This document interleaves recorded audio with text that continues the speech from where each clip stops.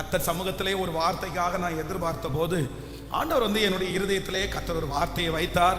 அந்த வார்த்தை நம்ம எல்லாரும் சேர்ந்து வாசித்து ஆமென் அந்த வார்த்தையை தியானிக்க போகிறோம். 2 ராஜாக்களின் புஸ்தகம் 2ஆம் அதிகாரத்தினுடைய 9வது வசனத்திலிருந்து நம்ம வாசிக்க போகிறோம். 2 ராஜாக்களின் புஸ்தகம் 2ஆம் அதிகாரத்தினுடைய 2ஆம் அதிகாரம் 9வது வசனத்தை வாசிக்கலாம். ஹல்லேலூயா ஆமென். அவர்கள் அக்கறைப்பட்ட பின்பு எலியா எலிசாவை நோக்கி, நான் உன்னை விட்டு எடுத்துக்கொள்ளப்படும் முன்னே நான் உனக்கு செய்ய வேண்டியது என்ன கேள் என்றான். அதற்கு எலிசா, உம்மிடத்திலே உள்ள ஆவியின் வரம் எனக்கு இரட்டிப்பாய் கிடைக்கும்படி வேண்டுகிறேன் என்றான். அடுத்த வசனத்தை கூட வாசிக்கலாம். 10வது வசனம். அதற்கு அவன், அரிதான காரியத்தை கேட்டாய். உன்னை விட்டு நான் எடுத்துக்கொள்ளப்படுகையில் நீ என்னை கண்டால் உனக்கு கிடைக்கும், இல்லாவிட்டால் கிடைக்காது என்றான். ஆமென். கர்த்தருடைய பிள்ளைகளே, இன்றைக்கு ஆண்டவர் ஒரு வாக்குத்தத்தத்தை கொடுக்கிறார். எலியாவினிடத்திலே இருந்த அந்த அபிஷேகத்தை கர்த்தர் 2 மடங்கு எலிசாவுக்கு கர்த்தர் தந்தது போல உங்களுக்கும் எனக்கும் கர்த்தர் வாக்கு கொடுக்கிறார். நான் 2 மடங்கு அபிஷேகத்தை உனக்கு தருவேன் என்று கர்த்தர் வாக்கு கொடுக்கிறார். நம்ம அனைவருக்கும் ஆண்டவர் ஒரு பெரிய திட்டத்தை வைத்திருக்கிறார். கர்த்தர் 2 மடங்கு அபிஷேகத்தினால் நம்மை நிரப்ப போகிறார். எலியாவுக்குள்ள அநேக நாட்களாக ஒரு வாஞ்சை இருக்குது, ஒரு பெரிய விருப்பம் இருக்குது. அப்படின்னா அந்த நாட்களிலே எலியா ஒரு பெரிய ஊழியக்காரராக இருந்தார். எலியாவின் மூலமாய் பெரிய பெரிய அற்புதங்கள் எல்லாம், நிறைய அற்புதங்கள் நடந்து கொண்டே இருந்தது. எலியாவை பார்த்து நிறைய பேர் பயப்பட்டார்கள். பாகாலுடைய தீர்க்கதரிசிகள் அத்தனை பேர் ஒரு பெரிய சவால் விடும்போது வேதம் சொல்லுது, அப்படியே எலியா ஒரே ஒரு ஆள் தனியாக நின்று அத்தனை பேருக்கு முன்பாகவும் கர்த்தரே தெய்வம், கர்த்தரே தெய்வம் அப்படின்ற ஒரு பெரிய முழக்கத்திட்டார். அப்போ எலியா தீர்க்கதரிசி எல்லாருக்கும் முன்பாகவும் ஒரு பெரிய சவாலா இருந்தான். ஆனா அந்த நாட்களிலே அவருடைய கீழே இருந்ததா இந்த எலிசா. அப்ப இந்த எலிசாவுக்கு ஒரு ஆசை இருக்குது. சரி, இவ்வளோ பெரிய தேவ மனுஷனா இருக்கிறாரே, ஒருவேளை இவர் கடந்து போயிட்டாருன்னா அடுத்து யார் இந்த இடத்துல வரப்போறா, அடுத்து யார் இந்த மாதிரி ஆண்டவருக்காக ஊழியம் செய்ய போறா அப்படின்ற வாஞ்சை அவருக்குள்ள இருந்துட்டே இருந்துச்சு. அந்த வாஞ்சை வேதம் சொல்லுகிறது, இந்த நாளிலே, இந்த வாக்குத்தத்தம் கொடுத்த இந்த நாளிலே அந்த வாஞ்சையை கர்த்தர் நிறைவேற்றுவதற்கு ஆண்டவர் வல்லவரா இருந்தார். நான் விசுவாசிக்கிறேன், இந்த சத்தத்தை கேட்கிற உங்களுக்குள்ள ரொம்ப நாளா நிறைய வாஞ்சை உங்களுக்குள்ள இருக்கலாம். சிலரை பார்க்கும்போது இந்த மாதிரி ஆண்டவருக்காக நான் எழும்பணும், இந்த மாதிரி ஆண்டவருக்காக நான் ஊழியம் செய்யணும், இந்த மாதிரி ஒரு தொழில் என் மூலமாய் நடக்கணும், என் குடும்பம் இந்த மாதிரி வரணும். கர்த்தர் இன்றைக்கு கிருபையாய் வாக்கு கொடுக்கிறார். எந்தெந்த காரியமெல்லாம் உங்க மனசுல தரிசனமாய், ஆசையாய், விருப்பமாய் வந்துச்சோ அந்த காரியத்தை எலிசாவுக்கு நிறைவேற்றின கர்த்தர் இன்றைக்கு இந்த 50வது நாள் வாக்கு கொடுக்கிறார். இந்த நாள் உங்களுக்கு அந்த தரிசனம் நிறைவேறுகிற நாளாய் அமையும். இந்த டேட்டில் கர்த்தர் நம்முடைய தலையில கர்த்தர் எழுதுகிறார், உனக்கு இரட்டிப்பான அபிஷேகம். நீங்கள் நெடுநாளாய் காத்திருந்தது, நீங்க நெடுநாட்களாய் ஜெபித்தது, நீங்க நெடுநாட்களாய் ஆசைப்பட்ட அந்த காரியத்தை கர்த்தர் செய்வேன் என்று கர்த்தர் வாக்கு கொடுக்கிறார். நான் விசுவாசிக்கிறேன், இந்த 50வது நாளில் நமக்கு எல்லாருக்கும் ஒரு கிருபையை ஆண்டவர் நம்முடைய தலையில கர்த்தரை எழுதுகிறார். நாம் விருப்பப்பட்டதை, நாம் ரொம்ப நாட்களாய் எதிர்பார்த்த அந்த கிருபையை நமக்கு தருவேன் என்று கர்த்தர் வாக்கு கொடுக்கிறார். ஹல்லேலூயா. ஆண்டவருடைய பிள்ளைகளே, இந்த எலிசா அந்த எலியாவை பார்த்து இந்த மாதிரி கேட்கிறார், என்ன வேணும், நான் இந்த மாதிரி கர்த்தர் என்ன எடுத்துக்கொள்ள போறாரு, உனக்கு என்ன வேணும் அப்படின்னு கேட்கும்போது ரொம்ப அழகா கேட்கிறாரு. உம்மிடத்திலே இருக்கிற அந்த ஆவியினுடைய வரம் எனக்கு என்னவா வேணும் அப்படின்னு சொன்னா, எனக்கு ரெட்டிப்பாய் வேண்டும், எனக்கு 2 மடங்கு வேணும். உடனே இந்த ஊழியக்காரர் என்ன சொல்றாரு அப்படின்னு சொன்னா, எப்பா நீ சாதாரணமான ஒரு காரியத்தை கேட்டிருந்தா பரவாயில்ல, அதற்கு எலியா சொல்றாரு, நீ என்ன கேட்ட அப்படின்னு சொன்னா, நீ அரிதான காரியத்தை கேட்டாய், நீ அரிதான காரியத்தை கேட்டாய். அப்போ இந்த எலிசாவுக்குள்ளே இருக்கிற அந்த அபிஷேகம் நமக்குள்ள கண்டிப்பாக அவசியம். நம்ம நிறைய பேர் என்ன பண்ணுவோம் தெரியுமா, ஆண்டவரிடத்துல கேட்கும் போது நம்ம எல்லாருமே நம்மளை வச்சுதான் ஆண்டவரிடத்துல கேட்போம். என்னுடைய திறமையை வச்சு, என்னுடைய பலத்தை வச்சு, என்னுடைய ஞானத்தை வச்சு, என்னுடைய படிப்பை வச்சு, என்னுடைய காரியத்தை வச்சு தான் நம்ம கேட்போம். ஆண்டவரே இந்த மாதிரி ஒரு ரூம் எனக்கு கொடுங்க ஆண்டவரே, இந்த மாதிரி ஒரு தொழிலை எனக்கு கொடுங்க ஆண்டவரே. அப்போ நம்முடைய சிந்தையில நம்ம ரொம்ப பெருசா கேட்கிறோமா அப்படின்னா, நிறைய பேர் அரிதான காரியத்தை கேட்கறதே இல்லை. ஆனா நீங்க ஒண்ணு நினைச்சுக்குங்க, ஆண்டவருக்கு ரொம்ப பிடிச்சது என்ன அப்படின்னு சொன்னா, உங்களுடைய திறமைக்கு தகுந்ததை கேட்கறது அல்ல, இல்லைன்னா உங்களுடைய சூழ்நிலையை வச்சு கேட்கறது இல்லை. நீங்களும் நானும் ஆண்டவரை நம்புறோம் அப்படின்னா, நம்ம ஆண்டவரிடத்துல என்ன கேட்கணும்னா, அரிதானதை கேட்கணும். நம்மை வைத்தல்ல, நம்முடைய குடும்பத்தை வைத்தல்ல, நம்முடைய படிப்பை வைத்தல்ல. இன்னைக்கு ஆண்டவரிடத்துல நீங்க எப்படி கேளுங்க அப்படின்னு சொன்னா, நீங்க ரொம்ப பெருசானவைகளை கேளுங்க, சாதாரணமானவைகளை அல்ல. அதுதான் ஆண்டவரை நம்புறதுனுடைய ஒரு மிகப்பெரிய அடையாளம். அதான் காலேபை குறித்து வேதம் சொல்லுது, அவருக்கு கிட்டத்தட்ட இப்ப 85 வயசாயிருச்சு. 85 வயசான உடனே அவரோடு கூட ஃப்ரெண்டா இருந்த ஜோஷுவா என்ன நினைக்கிறார் அப்படின்னா, சரி பரவாயில்ல, இவருக்கும் ரொம்ப வயசாயிருச்சு, 40 வயசுல நம்ம 2 பேரும் ஒரே பலனா இருந்தோம். ஆனா அன்னைக்கு விசுவாசமான வார்த்தையை நீங்க பேசுனீங்க, நம்மோடு கூட புறப்பட்டு போன எல்லாருமே வனாந்தரத்துல மடிஞ்சிட்டாங்க, ஆனா நம்ம 2 பேரும் தான் உயிரோட இருக்கிறோம். அதனால உங்களுக்கும் எனக்கும் மட்டும்தான் அத்தனை லட்சம் ஜனங்களில கானான் தேசம், அதனால உங்களுக்கு முன்னாடி இந்த பகுதியை தர்றேன்னு சொன்ன உடனே காலேப் என்ன சொல்றாருன்னா, இல்ல, எனக்கு சாதாரணமான இடத்தை நீங்க கொடுக்க வேண்டாம், நீங்க அந்த மலை நாட்டை எனக்கு தாருங்க, சேயீர் மலை நாட்டை தாங்க. அங்கே இருக்கிறவங்க மோசமானவங்கன்னு எனக்கு தெரியும், அங்கே இருக்கிற ராட்சதர்கள் இருக்கிறாங்கன்னு எனக்கு தெரியும். ஆனா ஒன்று சொல்லுகிறார், 40 வயதிலே இருந்த அந்த பலன் எனக்கு இப்பவும் இருக்குது. எனக்கு முன்னாடி எந்த பகுதியை கொடுத்தாலும் நான் அந்த பகுதியை பெற்றுக்கொள்ளுவேன். அதை நான் கர்த்தருக்காக சுதந்தரிப்பேன். நான் நம்புறேன், இந்த சத்தத்தை கேட்கிற அன்பு ஆண்டவருடைய பிள்ளையே, உங்களை ஆண்டவர் பெரிய காரியத்திற்கு நம்புறார். உங்க பலவீனத்தை பார்க்காதீங்க, உங்களுடைய இயலாமையை பார்க்காதீங்க, உங்களுடைய குடும்பத்துல நடக்கிறத பார்க்காதீங்க, இதுக்கு முன்னாடி உங்க வாழ்க்கையில நடந்ததை நினைச்சு நான் அவ்வளவுதான் நீங்க நினைக்காதீங்க, என்னுடைய வரைமுறை இவ்வளவுதான் நினைக்காதீங்க, எனக்கு இதுதான் லிமிட்டேஷன் அப்படின்னு நினைக்காதீங்க. ஆண்டவர் உங்க மேல வச்சிருக்கிற உங்களை கர்த்தர் எப்படி நம்புறார் அப்படின்னா, கர்த்தர் எலியாவை போலல்ல, கர்த்தர் உங்களை எலிசாவை போல கர்த்தர் நம்புகிறார். நீங்கள் அரிதானதை கேட்க வேண்டும். இதுவரையிலையும் உங்க வம்சத்துல யாருமே செய்யாததை நீங்க ஆண்டவரிடத்துல கேட்கணும். இதுவரையிலும் உங்களுக்கு முன்பாக இருந்த நீங்கள் பிரமித்த தலைவர்கள் செய்யாததை உங்க மூலமா ஆண்டவர் செய்யணும். உங்க பிள்ளைகளை கொண்டு, உங்களுடைய குடும்பத்தை கொண்டு கர்த்தர் எப்படி செய்ய போறார்னா, பெரிய காரியத்தை கர்த்தர் செய்ய போகிறார்.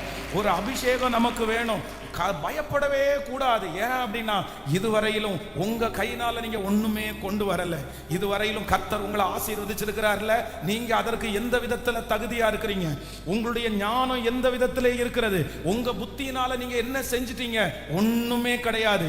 இதுவரையிலும் உயர்த்தினது கர்த்தர், இதுவரையிலும் கொண்டு வந்தது கர்த்தர், இதுவரையிலும் மேன்மைப்படுத்தினது கர்த்தர், இதுவரையிலும் நமக்குள்ளது ஒன்றுமில்லை, இதுவரைக்கும் கொடுத்தது எல்லாம் அவர்தான் நமக்கு தந்திருக்கிறார். அந்த தேவன் தான் இன்று வாக்கு கொடுக்கிறார், நீ அரிதானவைகளை கேள், அரிதானவைகளை கேள். நீங்கள் குடியிருக்கிற இடத்துல யாருமே இதுவரையிலையும் கண்டிராத ஒன்றை நீங்க ஆண்டவரிடத்துல கேளுங்க.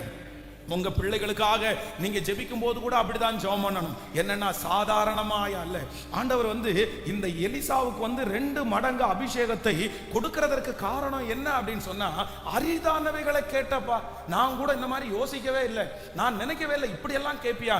சரி, நீ ஏதோ ஒரு ராஜ்யத்துல பாதி கேட்ப. நீங்க இந்த அதிகாரத்தை முழுமையா நீங்க வாசிக்கும் போது கிட்டத்தட்ட ஒரு 50 பேர் பக்கத்துல இந்த இடத்துல எலியாவோடு கூட இருக்கிறாங்க. இவங்க எல்லாம் ஒரு டீம், ஒரு பெரிய தீர்க்கதரிசிகள் அப்படின்ற ஒரு டீம் தான் இவங்க டீமா சேர்ந்து, அத்தனை பேரும் சேர்ந்து இப்போ ஒரு பைபிள் காலேஜ் மாதிரின்னு வச்சுக்கோங்களேன். அந்த காலத்துல எல்லாம் இந்த குருக்கள் இருக்கும்போது அந்த குருக்களுக்கு சிஷியர்கள் நிறைய பேர் இருந்தாங்க. அதே போலதான் இந்த எலியாவுக்கும் நிறைய சிஷியர்கள் இருக்கிறது மாதிரி தான் எலிசாவும் இருக்கிறாரு. அவருக்கு கீழே நிறைய பேர் இருக்கிறாங்க. அதுலதான் அந்த டீம் அத்தனை பேரும் இருக்கும்போது இந்த எலிசா மட்டும் இந்த எலியாவின் இடத்துல என்ன கேட்கிறார் அப்படின்னா, அரிதான ஒரு காரியத்தை கேட்கிறார். ஹல்லேலூயா. நம்பர் 1, முதலாவதாக நம்ம எல்லாரும் இன்னைக்கு ஒரு தீர்மானம் எடுக்கணும். இனி என்னுடைய தேவனாகிய கர்த்தரிடத்துல நான் என்ன கேட்பேன் அப்படின்னா, அரிதானவைகளை கேட்பேன். ஆமென். எனக்கு முடியும்ன்றதை அல்ல, எனக்கு முடியாததையும் என்னை கொண்டு அவர் செய்கிறதற்கு கர்த்தர் வல்லவராய் இருக்கிறார். நீங்க குடியிருக்கிற தெருவில் கர்த்தருக்காக ஒரு அரிதான காரியத்தை நீங்க செய்யணும். இந்த திருச்சபையில நீங்க ஒரு அரிதான காரியத்தை நீங்க செய்யணும். மகனே, ஆண்டவர் மேல வச்சிருக்கிற அபிஷேகம் 2 மடங்கு அபிஷேகம். எலியாவை விட கர்த்தர் எலிசாவை ரொம்ப நம்புறாரு. உங்க அப்பாவை விட ஆண்டவர் உங்களை ரொம்ப நம்புறாரு. ஆமென். சுற்றி இருக்கிற ஊழியர்களை விட ஆண்டவர் உங்களை ரொம்ப நம்புறாரு. இந்த உலகத்துல பெரிய பெரிய காரியத்தை செய்த அவர்களை விட ஆண்டவர் உங்களை ரொம்ப நம்புறாரு. கர்த்தர் சொல்லுகிறார், நீ நினைப்பதற்கும் வேண்டிக் கொள்ளுவதற்கும் அதிகமாய் நான் உனக்கு செய்வேன்.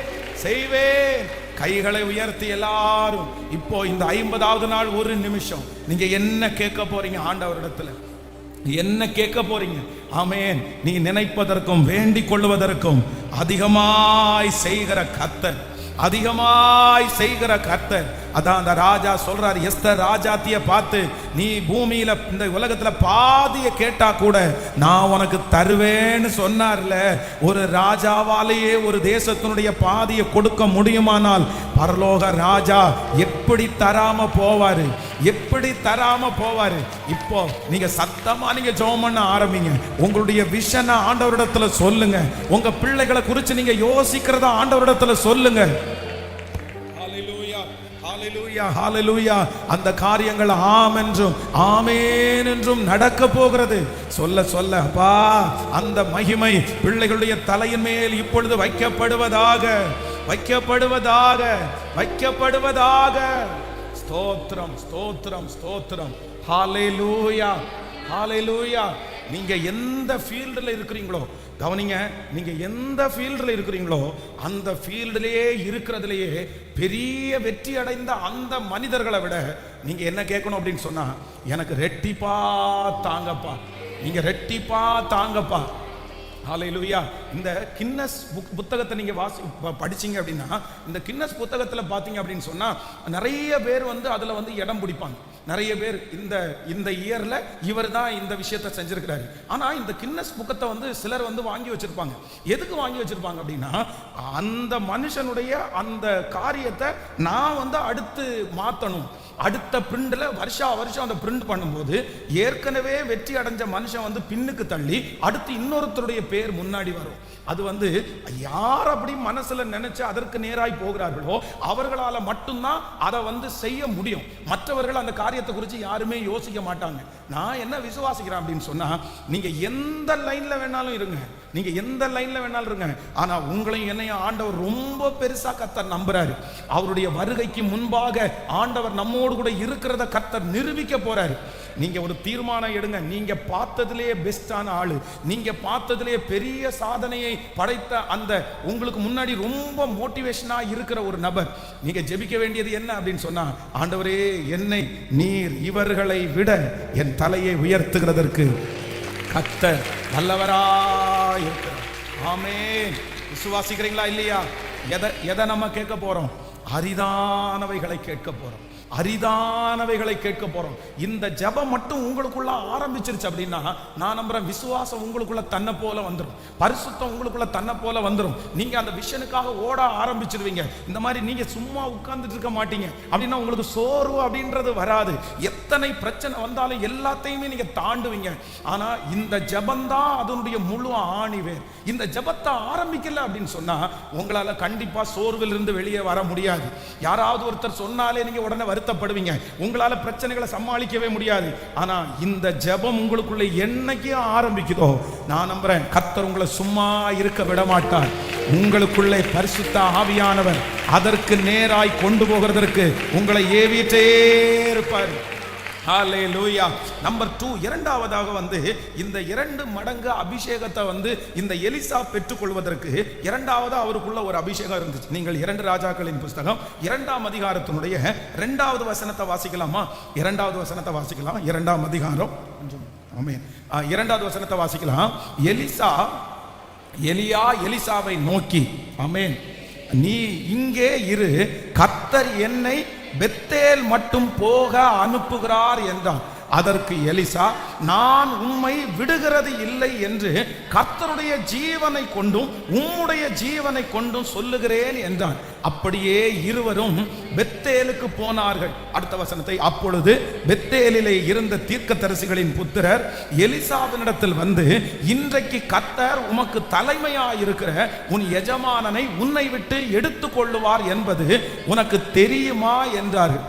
அதற்கு அவன், எனக்கு தெரியும், சும்மா இருங்கள் என்றான். அப்பின்பு எலியா அவனை நோக்கி, எலிசாவே, நீ இங்கே இரு, கர்த்தர் என்னை எரிகோ மட்டும் போக அனுப்புகிறார் என்றான். அதற்கு அவன், நான் உம்மை விடுகிறது இல்லை என்று கர்த்தருடைய ஜீவனையும் உம்முடைய ஜீவனையும் கொண்டு சொல்லுகிறேன் என்றான். அப்படியே அவர்கள் எரிகோவுக்கு வந்தார்கள். கவனிங்க ஆண்டவருடைய பிள்ளைகளே, இப்போ எலிசா அப்படின்றது யார் அப்படின்னா, அவர் ஒரு லீடர். அவர் தேவனால் பயன்படுத்தப்பட்ட மிகப்பெரிய தேவனுடைய மனுஷன், பெரிய ஊழியக்காரர். ஆனா இவருக்கு என்ன இருக்கு அப்படின்னு சொன்னா, இருதயத்திற்குள்ள அந்த மாதிரி ஒரு ஊழியக்காரனா நம்மளை வாழணுன்ற ஒரு வாஞ்சை இருக்குது. அந்த அபிஷேகத்தை விட ரெட்டிப்பான அபிஷேகத்தை ஆண்டவர் எனக்கு தரணுன்ற அந்த வாஞ்சை இருக்குது. இப்போ எலிசாவை பார்த்து கேட்கிறாரு. என்ன கேட்கும்போது, இல்ல நீ இங்கே இரு, ஆண்டவர் என்ன பண்றாருன்னா, எனக்கு என்ன ஆண்டவர் புறப்பட சொல்றாரு, நான் கிளம்புறேன். அது ஃபர்ஸ்ட் வசனம், எரிகோ மட்டும் போகிறதற்கு ஆண்டவர் என்ன அழைக்கிறார் அப்படின்றத அந்த வார்த்தையை சொல்றாரு. சொல்லும் போது இந்த மனுஷன் என்ன சொல்றாரு அப்படின்னு சொன்னா, இல்ல நீ இங்கே இரு அப்படின்னு சொன்னாலும் நான் உங்க கூட வருவேன், நான் உங்க கூட வருவேன். அடுத்து என்னை பெத்தேல் மட்டும் ஆண்டவர் போக சொல்றாரு, இல்ல நான் அங்க வருவேன். எத்தனையோ விச எலிசா நான் போற இடத்துக்கு நீ வராத, அது ரொம்ப கஷ்டமான இடம், உன்னால டிராவல் பண்ண முடியாது, அது ரொம்ப ரிஸ்கானது, நீ நீ சின்ன பையன், நீ கொஞ்சம் அமைதியா இரு, நீ இந்த விஷயத்தை செஞ்சா போதும், என்ன மாதிரி நீ ரிஸ்க் எடுக்காத, என்ன மாதிரி நீ உன்னால பண்ண முடியாது அப்படின்ற காரியத்தை இந்த எலியா சொல்லும் போது இந்த எலிசா அதை ஏத்துக்கவே இல்லை. நீங்க எங்க போனாலும் நான் என்ன பண்ணுவேன்னா, நானும் வருவேன். நீங்க எந்த ஊருக்கு போனாலும், அது எவ்வளவு ரிஸ்கா இருந்தாலும், அது எவ்வளவு கஷ்டமா இருந்தாலும், நான் அந்த பாதையில நடப்பேன்னு எலிசா ஒப்பு கொடுத்ததுனால கர்த்தர் அவனுக்கு 2 மடங்கு அபிஷேகத்தை கர்த்தர் தந்தார். ஆமென். ஆண்டவருடைய பிள்ளைகளே, இரண்டாவது இந்த 2 மடங்கு அபிஷேகத்தை நீங்க பெற்றுக்கொள்ளணும் அப்படின்னு சொன்னா, நமக்கு முன்பாக இந்த ரெட்டிப்பான அபிஷேகத்தை பெற்ற எத்தனையோ பரிசுத்தவான்கள் இருக்கிறார்கள். இல்லைன்னா உங்களுடைய ஃபீல்டில் கடந்து வந்த எத்தனையோ பேர் இருப்பாங்க. அவங்க நிறைய பேர் என்ன சொல்லுவாங்கன்னா, நம்மளை பார்த்து, ரொம்ப ரிஸ்க் எடுக்காத, ரொம்ப ரிஸ்க் எடுக்கிற நீ, ஏன்னா ரொம்ப கடினம், அந்த இடத்தை நீ அடைய முடியாது, அந்த இடத்துக்கு நீ வர்றது அப்படின்றது சுலபம் அல்ல, நாங்க எத்தனை பாதையை கடந்து வந்திருக்கோம் தெரியுமா, நாங்க எத்தனை வனாந்தரத்தை கடந்து வந்திருக்கோம் தெரியுமா. இப்படிப்பட்ட பயமுறுத்துதல் உங்களுக்கு நேராக வரும்போது நீங்க ஒரு தீர்மானம் எடுக்கணும். எலிசா என்ன தீர்மானம் எடுத்திருந்தாருன்னா, அது எவ்வளவு கஷ்டமா இருந்தாலும், அது எவ்வளவு பாடுகளா இருந்தாலும், என் கண்ணு முன்னாடி நிக்கிற ஒன்னே ஒண்ணு என்னன்னா, உங்களிடத்துல இருக்கிற அபிஷேகம் எனக்கு 2 மடங்கு வேணும். அந்த 2 மடங்கு அபிஷேகத்திற்காக எவ்வளவு பெரிய பிரச்சனையும் நான் தாண்டுவேன், எவ்வளவு பெரிய செங்கடலையும் நான் தாண்டுவேன், எவ்வளவு பெரிய சூழ்நிலை வந்தாலும் அது என்னை ஒன்றும் செய்ய முடியாது. என்னுடைய ஒரே நோக்கம், நான் உம்மிடத்திலே இருக்கிற அபிஷேகத்தை 2 மடங்கு வாங்காம நான் திரும்புவது இல்லை அப்படின்னு ஒரு முடிவெடுத்தான். நான் நம்புறேன், கர்த்தர் இந்த 100 நாள் ஜபத்துல ஒரு சிலரை கர்த்தர் தனக்காய் தெரிந்து கொள்ளுகிறார். யார் தெரியுமா? உங்களை 2 மடங்கு கர்த்தர் அபிஷேகிக்க போறாரு. உங்க கண்ணு முன்னாடி நீங்க ரொம்ப பெரியவர்கள் என்று நினைத்த, நீங்க ஆச்சரியப்பட்ட பல தலைவர்களை காட்டிலும் உங்களை 2 மடங்கு கர்த்தர் ஆசீர்வதிக்க போறாரு. உங்களை ரெட்டிப்பான அபிஷேகத்தை தரப்போறாரு. அவர்களை காட்டிலும் நீங்கள் பயன்பட போகிறீர்கள், அவர்களை காட்டிலும் நீங்கள் எழும்பி நிற்க போகிறீர்கள். அதற்கு கர்த்தர் உங்களிடத்தில் எதிர்பார்க்கிறது என்னன்னா, நான் எரிகோவை தாண்டுவேன், நான் எந்த தேசத்திற்கு போனாலும், எந்த பாடுகளுக்குள்ள போனாலும் ஐ ஆம் ரெடி. நான் ஏன் அப்படின்னு சொன்னா, எலியாவை கடக்க பண்ணுவார், ஆனால் என்னையும் கடக்க பண்ணுகிறதற்கு கர்த்தர் வல்லவர். ஹல்லேலூயா. ஆண்டவருடைய பிள்ளையே, அந்த மனுஷனை ஆண்டவர் கடக்க பண்ண முடியுமானால், அந்த ஊழியக்காரனை ஆண்டவர் கடக்க பண்ண முடியுமானால், அவர்களை நடத்தின கர்த்தர் தான் நம்மையும் நடத்துகிறார். யோர்தானிலே அவர்களை நடத்தின கர்த்தர் தான் நம்மையும் நடத்துகிறார். ஆண்டவர் அந்த வைராக்கியத்தை உங்களுக்குள்ள கொடுக்கிறதுக்கு விரும்புறாரு. அந்த அபிஷேகத்தை உங்களுக்குள்ள வைக்கிறதுக்கு கர்த்தர் விரும்புறாரு. இது எதையுமே பார்க்காதீங்க. இன்னைக்கு நடந்து போகிற சூழ்நிலையை பார்க்காதீங்க.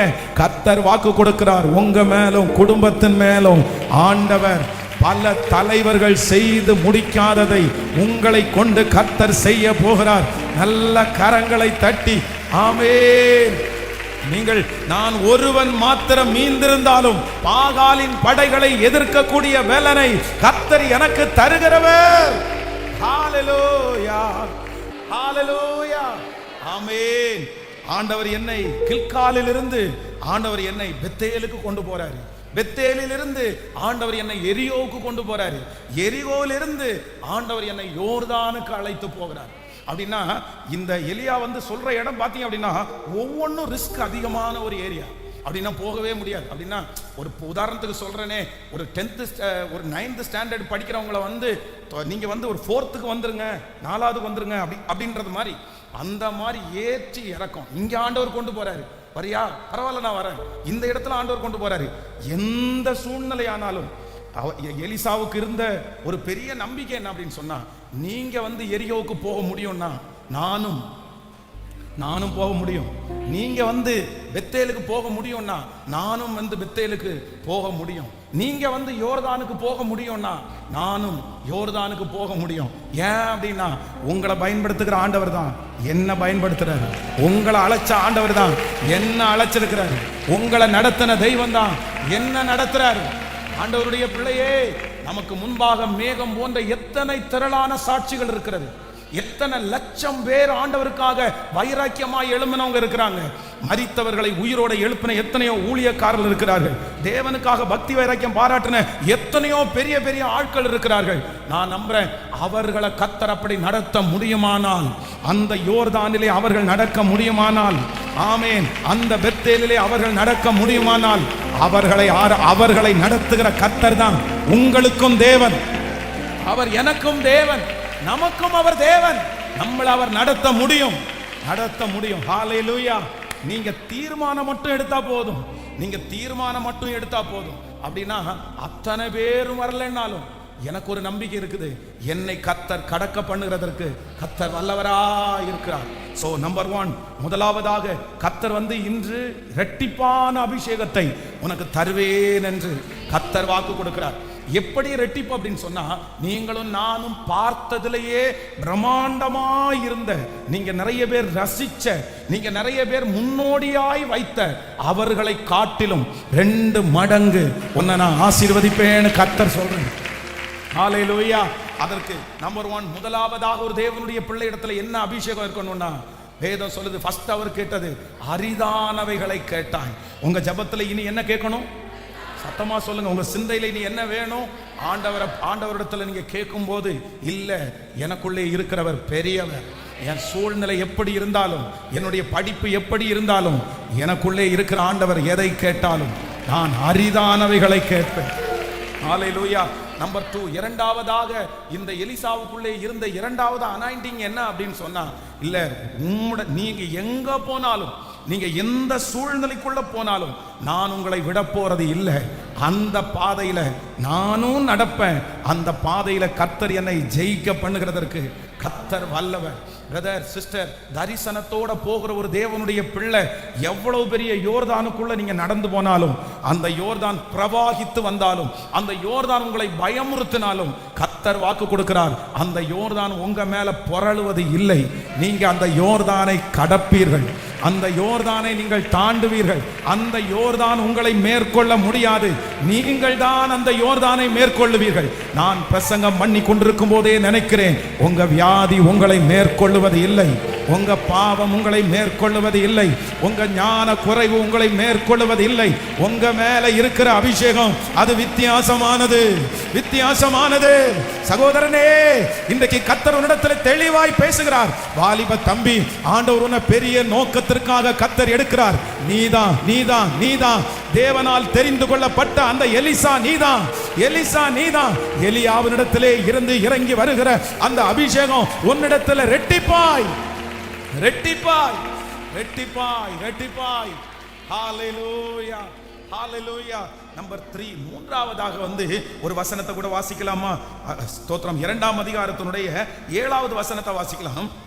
ஆமென். 2ஆம் அதிகாரம் 7வது வசனத்தை வாசிக்கலாம். தீர்க்கதரிசியின் புத்திரரில் 50 பேர் போய் தூரத்திலே பார்த்து கொண்டு நின்றார்கள். அவர்கள் இருவரும் யோர்தான் கரையிலே நின்றார்கள். அடுத்த வசனத்தை கூட வாசிக்கலாம். அப்பொழுது எலியா தன் சால்வையை எடுத்து முறுக்கி தண்ணீரை அடித்தான். அது இரு பக்கமாய் பிரிந்து அவர்கள் இருவரும் உலர்ந்த தரை வழியாய் அக்கரைக்கு போனார்கள். இன்னொரு விஷயம் கூட 7வது வசனத்தை வாசிக்கலாம். ஆமென். தீர்க்கதரிசிகளின் புத்திரரில் 50 பேர் தூரத்திலே பார்த்து கொண்டு நின்றார்கள். அவர்கள் இருவரும் யோர்தான் கரையிலே நின்றார்கள். ஆண்டவருடைய பிள்ளைகளே, நல்லா கவனிச்சுக்கங்க. இந்த இடத்துல இந்த கூட்டத்தை பற்றி என்ன சொல்லுது அப்படின்னு சொன்னா, இப்போ வந்து இதுல வந்து ஒரு 3 கேரக்டர். ஒன்னு வந்து எலியா, இன்னொன்னு வந்து எலிசா, இன்னொன்னு வந்து 50 தீர்க்கதரிசிகளின் புத்திரர், தீர்க்கதரிசிகளின் பிள்ளைகள். தீர்க்கதரிசிகளின் புத்திரர் 50 பேர். இவங்க 3 பேர் இருக்கிறாங்க. 3 டீம் இருக்குது. அப்படின்னா ஒரு மிகப்பெரிய தேவனுடைய மனுஷன் எலியா வந்து அங்க இருக்கிற அத்தனை பேருடைய கவனத்தையும் தன் பக்கமா இழுக்கிறார். அவர் ஒருத்தர் வந்து எங்க வேணாலும் போய் நிற்பார்.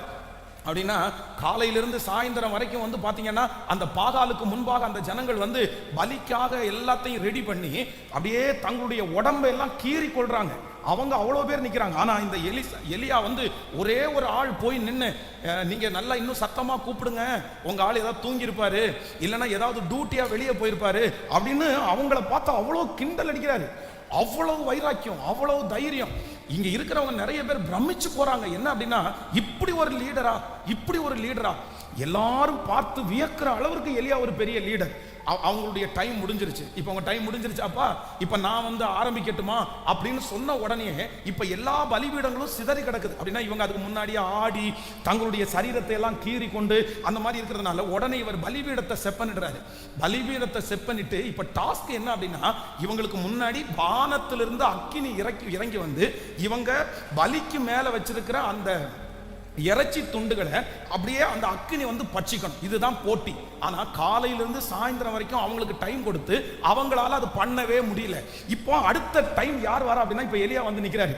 எலியா வந்து நின்ன உடனே பலிபீடத்தை எல்லாம் செப்பனிட சொல்லிட்டு எல்லாத்தையும் கட்டைகள் எல்லாம் அடுக்க சொல்லிட்டு என்ன பண்றாரு தெரியுமா, தண்ணி எடுத்துட்டு வாங்க அப்படின்றாரு.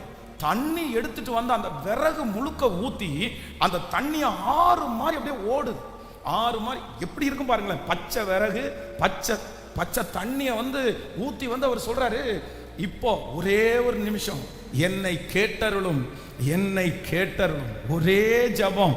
வேதம் சொல்லுது, அந்த கரித்துண்டு அப்புறம் வந்து அவர் வச்ச விறகு அந்த தண்ணி மண்ணோட சேர்ந்து அது அப்படி நக்கிருச்சு அப்படின்னு சொல்லுது.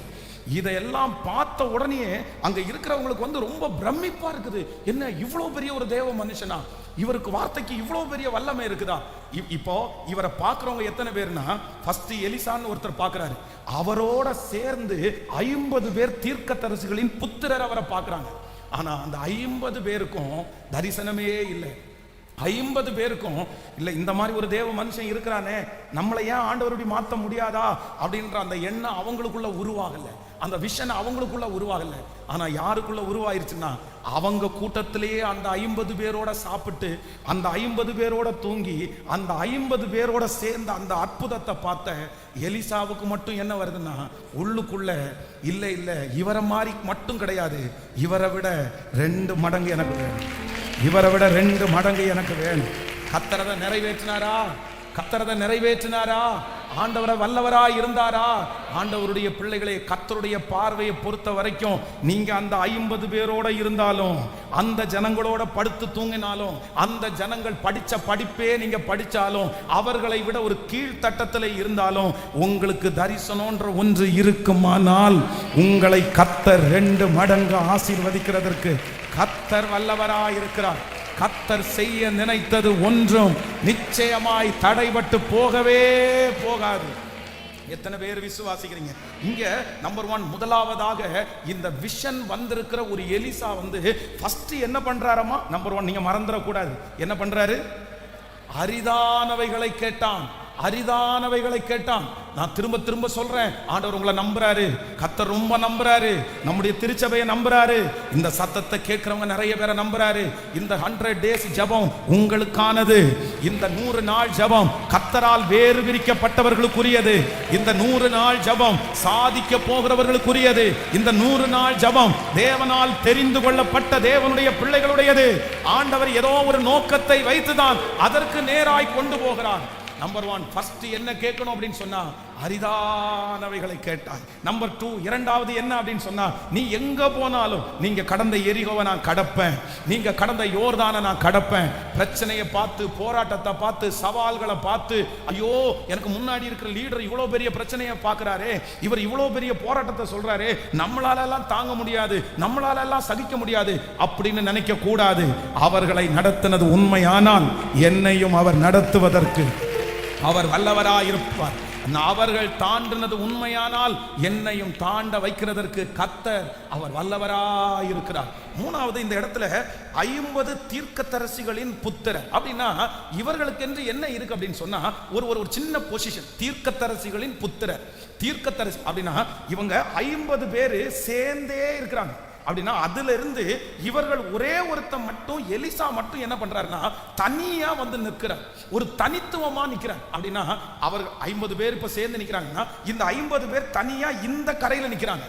ஆனா இந்த யோர்தானுக்கு வரும்போது யார் வராங்கன்னா எலிசாவும் எலியாவும் 2 பேரும். அப்படின்னா 50 பேர்லையும் இந்த ஒரு தேவனுடைய பிள்ளை மட்டும் என்ன பண்றாங்கன்னா தனித்து நிற்கிறார், தனித்துவமாய் நிற்கிறார். நான் நம்புறேன் மூன்றாவது, நம்ம ரெட்டிப்பான அபிஷேகத்தை பெற்றுக்கொள்ளணும்னா நமக்கு தேவையான மூன்றாவது குணம் என்னன்னா, நம்ம தனிச்சு நிக்கணும், தனிச்சு நிக்கணும்.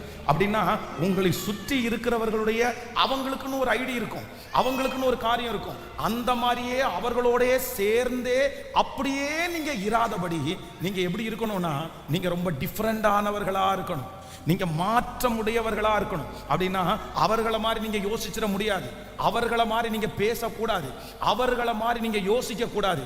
உங்களுடைய யோசனை வித்தியாசமா இருக்கணும், உங்களுடைய பழக்க வழக்கம் வித்தியாசமா இருக்கணும், நீங்க கற்றுக் கொடுக்கிறது வித்தியாசமா இருக்கணும். அத்தனை பேர் பார்க்கும் போதும் நீங்க அந்த 50 பேரை விட எப்படி தெரியணும்னா நீங்க தனித்துவமா தெரியணும். எத்தனை பேர் ஆமோதிக்கிறீர்கள்? இப்போ உங்களை பார்த்து நான் கேட்கிறேன், நீங்க அந்த 50 பேருடைய கூட்டத்தில் தீர்க்கதரிசிகளின் புத்திரர் அப்படின்ற அந்த வட்டத்துக்குள்ளேயே நீங்க இருக்கிறீங்களா, இல்ல எனக்குன்னு ஒரு தனித்துவத்தை நான் உண்டாக்குவேன்ற இடத்துல இருக்கிறீங்களா? நான் நம்புறேன் இன்னைக்கு நீங்க வாஞ்சிக்கணும். எதுக்கு வாஞ்சிக்கணும் அப்படின்னு சொன்னா, ஆண்டவரே நான் தனித்துவமாய் நிற்கிறதற்கு நான் விரும்புகிறேன். எத்தனை பேர் ஆமோதிக்கிறீர்கள்? இவர்களுக்கு எல்லாருக்கும் ஒரே ஒரு பேர் தான் இருக்கு, தீர்க்கதரிசிகளின் புத்திரர் என்கிற பேர் இருக்குது. ஆனா இந்த எலிசாவை நீங்க வாசி பார்க்கும்போது, நீங்க வாசிங்க 1 ராஜாக்கள் 19ஆம் அதிகாரத்தினுடைய 19வது வசனத்தை வாசிக்கலாமா? மானிட்டர் ஆஃப் பண்ணுங்க. ஆமென். 19ஆம் அதிகாரம் 19வது வசனத்தை வாசிங்க பார்க்கலாம். 1 ராஜாக்கள் 19ஆம் அதிகாரம் 19வது வசனம். இப்படி அவன் அவ்விடம் விட்டு புறப்பட்டு போய் 12 ஏர் பூட்டி உழுத சாப்பாத்தின் குமாரனாகிய எலிசாவை கண்டான். அவன் 12ஆம் ஏரை ஓட்டி கொண்டிருந்தான். எலியா அவன் இருக்கும் இடம் மட்டும் போய் அவன் மேல் தன் சால்வையை போட்டான். அடுத்து அப்பொழுது அவன் மாடுகளை விட்டு எலியாவின் பிறகே ஓடி, நான் என் தகப்பனையும் என் தாயை முத்தம் செய்ய உத்தரவு கொடும், அதற்கு பின் உம்மை பின்தொடருவேன் என்றான். அதற்கு அவன், போய் திரும்பி வா, நான் உனக்கு செய்ததை நினைத்துக்கொள் என்றான்.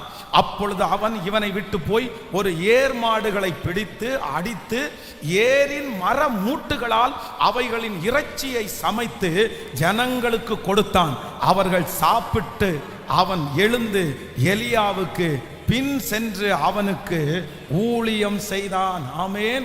ஆண்டவருடைய பிள்ளையே, இந்த எலிசா அப்படின்றவர் இன்னைக்கே டிஃபரெண்டான மனுஷன் கிடையாது. இப்போ இந்த 50 பேருக்கு முன்னாடி அவர் தனியா தெரியல. இவருடைய அழைப்பிலே இவர் எப்படி இருந்தார் அப்படின்னு சொன்னா ஒரு தனித்துவம் உள்ளவராக இவர் இருந்தார். அப்படின்னா இந்த எலியா போய் அவன் மேல சால்வையை போடுறாரு. இந்த மாதிரி ஆண்டவர் ஒன்று ஊழியத்துக்கு அழைக்கிறாருன்னு சொன்ன உடனே பின்பற்றி வந்தாச்சு. வந்த உடனே இல்லை எங்க அம்மா அப்பாட்ட போய் நான் சொல்லிட்டு வரட்டுமா அப்படின்னு கேட்டோம்னா, சரி நீங்க போய் சொல்லிட்டு வா, ஆனா நான் உனக்கு செய்ததை மட்டும் என்ன பண்ணிக்கோ, மனசுல வச்சுக்கோ. இவர் வீட்டுக்கு போய் வேதம் சொல்லுது, அந்த வீட்டிலே இருக்கிற இவர் ஓட்டிட்டு இருந்த ஒரு மாட்டை அடிச்சு அவர் ஏர் பூட்டி உழுதுட்டார் பாருங்க, அதை உடைச்சு அதுல இருக்கிற மரக்கட்டைகளை வச்சு சமைச்சு எல்லாருக்கும் அந்த கறி விருந்து பண்ணி திரும்பி வந்தார். நான் ஏற்கனவே சொல்லி இருக்கிறேன், இது எதனால அப்படின்னு சொன்னா, இனி நான் நினைச்சா கூட நான் என்ன பண்ண மாட்டேன், நான் போற இடம் ரிஸ்க்னு எனக்கு தெரியும், நான் போகிற ஊழியம் கஷ்டமானதுன்னு எனக்கு தெரியும். அங்க சில டைம் சாப்பாடு கிடைக்கும், சில டைம் சாப்பாடு கிடைக்காது, கடினமான இடத்துல என்ன நடத்துவாங்கன்னு தெரியும். ஆனா கடினமான பாதையா இருந்தா கூட நான் திரும்பி இந்த வீட்டுக்கு மறுபடியும் இந்த வேலை செய்யறதுக்கு வர மாட்டேன்ற ஒரு முடிவை அன்னைக்கே எடுத்து தன்னுடைய அழைப்பிலே வித்தியாசத்தை காண்பித்தவன் தான் இந்த எலிசா. அதனாலதான் ஆண்டவர் அவருக்கு 2 மடங்கு ஆசீர்வாதத்தை, ரெட்டிப்பான ஆசீர்வாதத்தை, ஆண்டவருடைய பிள்ளைகளே இன்றைக்கு ரெட்டிப்பான அபிஷேகத்தை கர்த்தர் கொடுக்கிறதற்கு ஒரு தேவ பிள்ளைக்கு அழைப்பு வருகிறது. அது என்ன அழைப்புன்னா, நீ எல்லார மாதிரி கூட்டத்தோட நிற்கிறவன் அல்ல, நீ தனித்து நிற்கிறவன். நீ தனித்து நிற்கிறவன். உங்க அபிஷேகம் தனிச்சு நிக்கணும், உங்க பொருத்தனை தனிச்சு நிக்கணும், உங்க உடன்படிக்கை தனிச்சு நிக்கணும், உங்க பரிசுத்த வாழ்க்கை தனிச்சு நிற்கணும். கர்த்தர் வாக்கு கொடுக்கிறார், உங்களை சுற்றி 1000 பேர் இருந்தாலும் நீங்க அந்த இடத்துல தனியா தெரியணும், தனியா தெரியணும். உங்க மேல ஆண்டவருடைய அழைப்பு வரும். கர்த்தர் உங்களை கிருபையாய் பயன்படுத்துவார். ஆமென். யோசேப்போடு கூட பிறந்த அத்தனை சகோதரர்கள் இருந்தாலும் அத்தனை பேர் மத்தியில யோசேப்பு மட்டும் தனியா தெரிஞ்சான். ஏலி ஆலயத்திலே இருக்கும் போது, அத்தனை வாலிபர்கள் இருக்கும் போதும் சாமுவேல் என்கிற ஒரு மனுஷன் தனியா தெரிஞ்சான். அந்த தனியா தெரிஞ்ச பிள்ளைய கர்த்தர் பயன்படுத்தினார். எகிப்தில் அத்தனை பேரும் பாவத்தை தண்ணீரை மாதிரி குடிச்சிட்டு இருக்கும் போது அனித்தியமான பாவ சந்தோஷத்தை அனுபவிக்கிறதை பார்க்கலாம். தேவனுடைய பிள்ளைகளோட சேர்ந்து துன்பத்தை அனுபவிக்கிறத ஒரு மோசே தெரிஞ்சு கொண்டதுனாலதான் 20 லட்சம் ஜனங்களுக்கு கர்த்தர் அவனை தலைமையாய் நிறுத்தினார். தேவ பிள்ளையே, நீங்க தனிச்சு நிக்கணும், நீங்க தனிச்சு நிக்கணும். கர்த்தர் தேடுறாரு. இந்த கடைசி நாட்களிலே அவர் ரெட்டிப்பான அபிஷேகத்தை நான் நிரப்புகிறதற்கு சிலரை கர்த்தர் தேடுறாரு. அது ஒரு கூட்டத்தோடு நிற்கிறவர்கள் அல்ல, இந்த உலகத்திற்கு ஒத்த வேஷம் தரிக்கிறவர்கள் அல்ல, தனிப்பட்ட இடத்துல நிற்கிறவர்கள், தனியாக நிற்கிறவர்கள். நான் இவர்களோடு சேர போவது இல்லை, இந்த காரியத்திற்கு நான் உடன்படுவது இல்லை. நான் எப்படி நிக்க போறேன்னா, நான் தனிச்சு நிற்க போறேன். எத்தனை பேர் ஆமோதிக்கிறீர்கள்? உங்க கைகளை உயர்த்தி ஏசாப்பாட்ட சொல்லுங்க. ஹல்லேலூயா, ஆமென். எல்லார போல அல்ல, எல்லார போல அல்ல, அந்த 50 பேரை போல அல்ல. எஸ், கர்த்தர் என்னை தனித்து நிற்க பண்ண போகிறார், தனித்து நிற்க பண்ண போகிறார். சத்தத்தை உயர்த்தி ஒப்பு கொடுக்கிறவர்கள், நன்றியப்பா, நன்றியப்பா, நன்றியப்பா. ஒரு கூட்டத்தோடு சேர்ந்து உன்னை அடையாளப்படுத்தி கொண்டு நிற்கிறதற்கு விரும்ப வேண்டியது இல்லை, விரும்ப வேண்டியது இல்லை. கர்த்தர் உங்களை தனியாய் நிற்கும்படியாய் கர்த்தர் அழைக்கிறார்.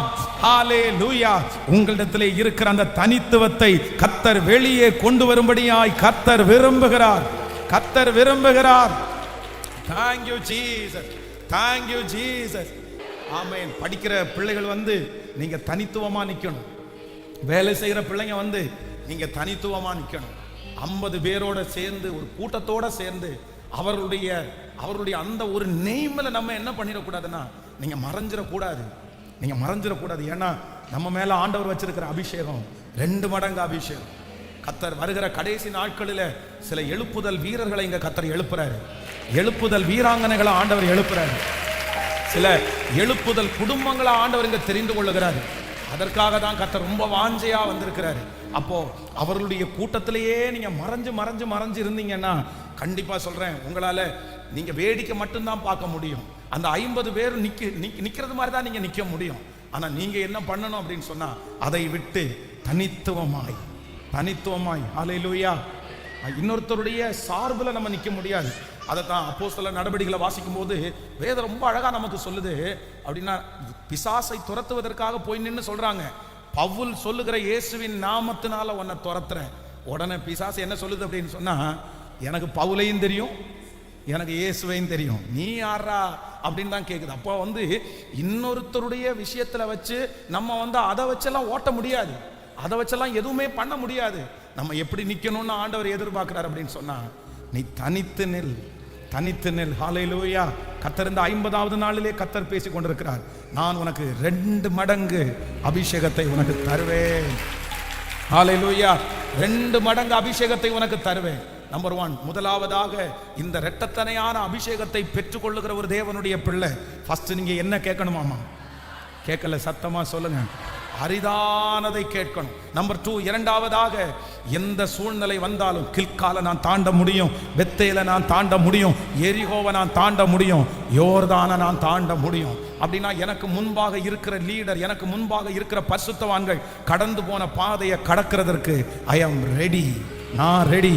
ஏன் ரெடி அப்படின்னு சொன்னா, ஏன் பலத்தால் அல்ல, அவங்கள கடக்க பண்ணின அதே ஆண்டவர் தான் என்னோடும் கூட இருக்கிறார். அவர் என்னையும் கடக்க பண்ணுவதற்கு வல்லமை உள்ளவராக இருக்கிறார். நம்பர் 3, மூன்றாவதாக இந்த 2 மடங்கு அபிஷேகத்தை பெற்றுக்கொள்ள போறவங்க யார் அப்படின்னா, அந்த 50 பேரோட சேர்ந்து நிக்கிறவங்க இல்ல, அந்த 50 பேரை விட என்னவா தெரியணும்னா தனியா தெரிகிறவங்க. தனியா தெரிகிறவங்க எல்லாரும் ஒரு 3 விஷயாவது சொல்லுங்க. நான் தனியா தெரிவேன் சொல்லுங்க எல்லாருமே. அவங்கள மாதிரி இல்லை, அவங்கள மாதிரி நான் நிற்க மாட்டேன். கர்த்தர் என்னை தனித்துவமாய் உங்க ஃபேமிலியில இருந்து ஆண்டவர் என்னை தனித்துவமாய் வெளியே கொண்டு வருவார். நான் எத்தனை பேரோட சேர்ந்து வேலை பார்த்தாலும் நான் அந்த இடத்துல தனி ஒரு மனுஷனாய் ஆண்டவர் என்னை நிற்க பண்ணுவார். எஸ், உங்க தலைமையில இப்போ நீங்க கைகளை வைத்து நீங்க ஜெபிக்கும் போது நான் உங்களுக்காக இந்த பிரசங்கத்தை நடுவிலே ஜெபிக்கிறேன். ஐயா, எஸ் ஐயா, எஸ்ப்பா, இப்போ இதுவரைக்கும் என் பிள்ளைங்க ஒரு இடத்துல மறைஞ்சு நின்னது போதும். ஆனா இந்த ஆலயத்துல தனியா தெரியணும், அவங்க இருக்கிற இடத்துல தனியா தெரியணும், அவங்க ஜெபம் மட்டும் தனியா கேட்கப்படணும், அவங்களுடைய வைராக்கியம் மட்டும் தனியாய் கேட்கப்படணும். அப்படிப்பட்ட ஒரு அபிஷேகத்தை இப்பொழுது ஒவ்வொருவர் மேலும் இப்பொழுது வைக்கிறதற்காக உமக்கு ஸ்தோத்திரம், வைக்கிறதற்காக ஸ்தோத்திரம். ஹல்லேலூயா, ஆமென். சோ நம்பர் 4, நாலாவதாக ஒரு காரியத்தை நம்ம வாசிக்க போகிறோம். சோ 2ஆம் அதிகாரத்தினுடைய 7வது வசனத்தையும் 8வது வசனத்தையும் வாசிக்கலாமா? 2ஆம் அதிகாரம் 7வது 8வது வசனத்தை வாசிக்கலாம். தீர்க்கதரிசிகளின் புத்திரரில் 50 பேர் போய் தூரத்திலே பார்த்து கொண்டு நின்றார்கள். அவர்கள் இருவரும் யோர்தான் கரையிலே நின்றார்கள். அடுத்த வசனம். அப்பொழுது எலியா தன் சால்வையை எடுத்து முறுக்கி தண்ணீரை அடித்தான், அது 2 பக்கமாய் பிரிந்தது. அவர்கள் இருவரும் உலர்ந்த தரை வழியாய் அக்கறைக்கு போனார்கள். ஆண்டவருடைய பிள்ளைகளே, இந்த தீர்க்கதரிசியின் புத்திரர்கள் அப்படின்றது என்ன அப்படின்னு சொன்னா, ஒரு போஸ்டிங் அப்படின்னு வச்சுக்கோங்களேன். இது ஒரு போஸ்டிங் மாதிரி. அப்படின்னா அவர்களுக்கு கொடுத்த ஒரு பதவின்னு வச்சுக்கோங்களேன். அந்த ஒரு பதவி அவர்களுக்காக கொடுத்திருக்கிற ஒரு பெரிய மரியாதை. அப்படின்னா இந்த 50 பேரும் உலகத்திற்குள்ள அப்படின்னா ஜனங்களுக்குள்ள போனாங்க அப்படின்னா அவர்களுக்குன்னு ஒரு தனி மரியாதை இருக்குது, அவர்களுக்குன்னு ஒரு தனி ஆகாரம் கொடுப்பாங்க, அவங்கள தனியை விசாரிப்பாங்க. ஏன் அப்படின்னு சொன்னா அவர்களுக்குன்னு ஒரு போஸ்டிங், அவர்களுக்குன்னு ஒரு தன்மை, ஒரு தகுதியை நிறைய பேர் கொடுத்து வச்சிருக்கிறாங்க. இப்போ இவங்களுக்கு என்ன பிரச்சனை அப்படின்னு சொன்னா, இவர்களுக்கு கொடுக்கப்பட்டிருக்கிற அந்த தகுதியில இல்லைன்னா அந்த போஸ்டிங்ல அவங்க என்ன பண்ணிட்டாங்க அப்படின்னா, நிறைய பேர் இந்த 50 பேரும் திருப்தி ஆயிட்டாங்க. அப்படின்னா இது எனக்கு போதும் அப்படின்னு. இந்த உலகத்துல ரொம்ப மோசமான ஒரு விஷயம் என்ன அப்படின்னு சொன்னா, சிலரை அடக்கணும் அப்படின்னா, சிலரை அமைதியாக்கணும் அப்படின்னு சொன்னா, அவங்களுக்கு ஏதாவது ஒரு தலைமைத்துவத்தையோ ஏதாவது ஒரு போஸ்டிங்கோ அவங்களுக்கு கொடுத்துட்டோம்னா அவ்வளவுதான். நிறைய பேர் எதுல திருப்தி ஆயிடுவாங்கன்னா, அந்த போஸ்டிங்லேயே அவங்க திருப்தி ஆயிடுவாங்க. அவங்கள லீடரா அப்பாயின்மெண்ட் மட்டும் பண்ணினா போதும். ஆனா அவர்களுக்கு உள்ள இருக்கிற அபிஷேகம் வெறும் லீடருடைய அபிஷேகம் இல்லை, அவர்களுக்கு தலைமைத்துவத்தின் அபிஷேகத்தை ஆண்டவர் அவங்க மேல வச்சிருக்கிறாரு. ஆனா அவங்களுக்கு இந்த லீடரா இருக்கிறதுலேயே அவங்க என்ன பண்ணிச்சுன்னா, அவங்களுக்கு பிடிச்சு போயிருச்சு. ஆளுகை செய்து மற்றவங்களை திட்டி, மற்றவங்களுக்கு முன்னாடி ஒரு தலைமைத்துவத்தினுடைய சின்ன போஸ்டிங் கொடுத்த உடனே நிறைய பேர் அதுல என்ன பண்ணிடுறாங்க, திருப்தி ஆயிடுறாங்க. ஆனா இந்த எலிசா அப்படின்ற ஒரு தேவ மனுஷன் இந்த இந்த தீர்க்கதரிசிகளின் புத்திரர் அப்படின்ற இந்த மதிப்பை, இந்த தலைமைத்துவத்தை, இந்த அதிகாரத்தை இதை மட்டும் வாஞ்சிச்சவன் அல்ல. இந்த மனுஷனுடைய எண்ணம் என்ன இருக்கு அப்படின்னு சொன்னா, நான் இந்த போஸ்டிங்கிலேயே நான் இருக்கிறதுக்கு அழைக்கப்பட்டவன் அல்ல, நான் எனக்கு முன்பாக நிற்கிற இந்த எலிசாவை போல 2 மடங்கு கர்த்தருக்காக பயன்படுகிற ஒரு பாத்திரமாய் மாறணும். யாருக்காக ஆண்டவர் பேசுறாருன்னு தெரியல. ஆண்டவருடைய பிள்ளைகளே, சில இடத்துல சிலர் உங்களை அப்படிதான் பயன்படுத்துவாங்க. அப்படின்னா என்னன்னா, ஏதோ ஒன்றை கொடுத்து அப்படியே நிறைய பேர் அமைதியாக்கிடுவாங்க, நிறைய பேர் அதுல திருப்தி ஆயிடுவாங்க. சரி போதும் அப்படின்னு இந்த ஒரு 10 பேருக்கு நீ தலைவராயிருன்னு சொன்ன உடனே அவர்களுடைய விஷன் அதோட முடிஞ்சிருச்சு. பாருங்க, அந்த 10 பேருக்கு அவங்க தலைவனா இருக்கிறதே ரொம்ப பெருசா நினைப்பாங்க, அந்த போஸ்டிங்கை ரொம்ப பெருசா நினைப்பாங்க. எப்பா இல்ல, அந்த போஸ்டிங்ல நீ திருப்தி ஆகாத. ஆண்டவர் உங்க மேல வச்சிருக்க அபிஷேகம் அது இல்ல, ஆண்டவர் உங்க மேல வச்சிருக்கிற அபிஷேகம் இப்படிப்பட்ட லீடர்களை உருவாக்குறதற்கு தலைமைத்துவமா ஆண்டவர் வச்சுக்கும் போது நீங்க இதுல எப்படி திருப்தி ஆகலாம், எப்படி திருப்தி ஆகலாம்? அதனால உங்களுக்குள்ளே இருக்கிற அந்த ஆவியை நீங்க அனல் மூட்டி எடுக்கணும். யாராவது ஒருத்தர் நீங்க இப்படி திருப்தி ஆயிட்டீங்களா, உங்களை 10 பேருக்கு லீடர் ஆக்கின உடனே அமைதி ஆயிட்டீங்களா, அந்த வேலை கிடைச்ச உடனே அந்த திருப்தி ஆயிட்டீங்களா, இந்த சம்பளம் உங்களுக்கு வந்த உடனே அவ்வளவுதான் நான் செட்டில்டு அப்படின்றது மாதிரி உங்க மனசுக்குள்ள ஒண்ணு வந்துருச்சா? நான் நினைக்கிறேன் உங்களை கர்த்தர் 2 மடங்கு அபிஷேகிக்க பண்ண முடியாது. அப்படிப்பட்டவங்க நீங்க எலியாவினிடத்துல இருந்த அந்த வல்லமையை நீங்க வாங்க முடியாது.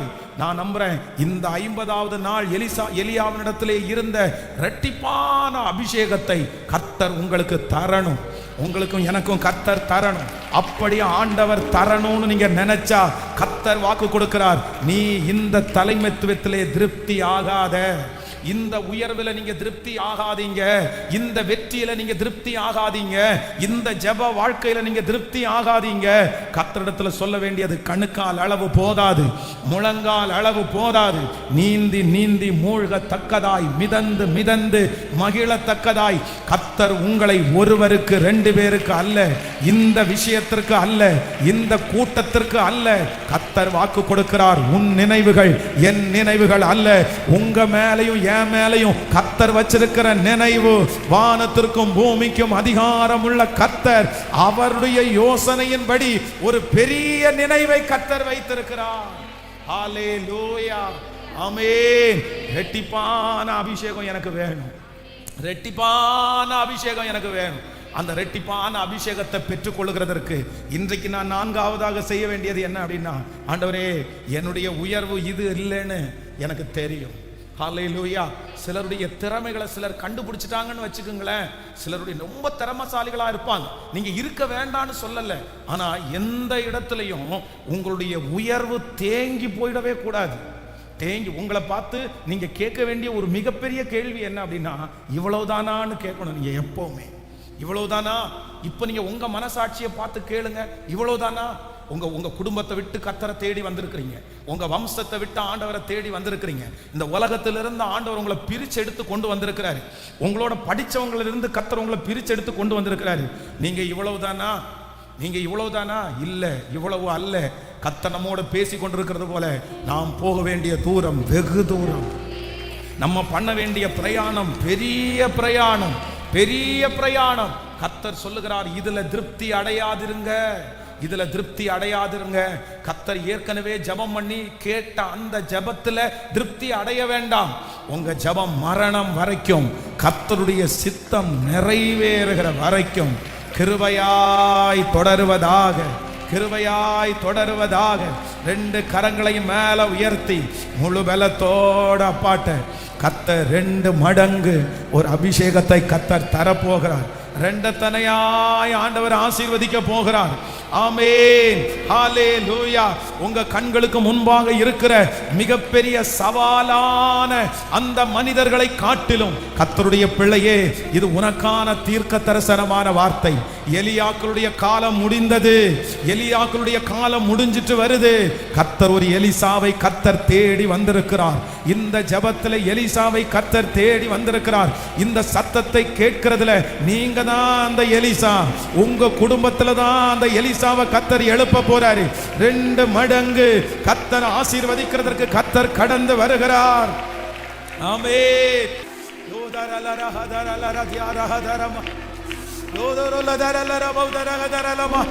இறங்கட்டும்.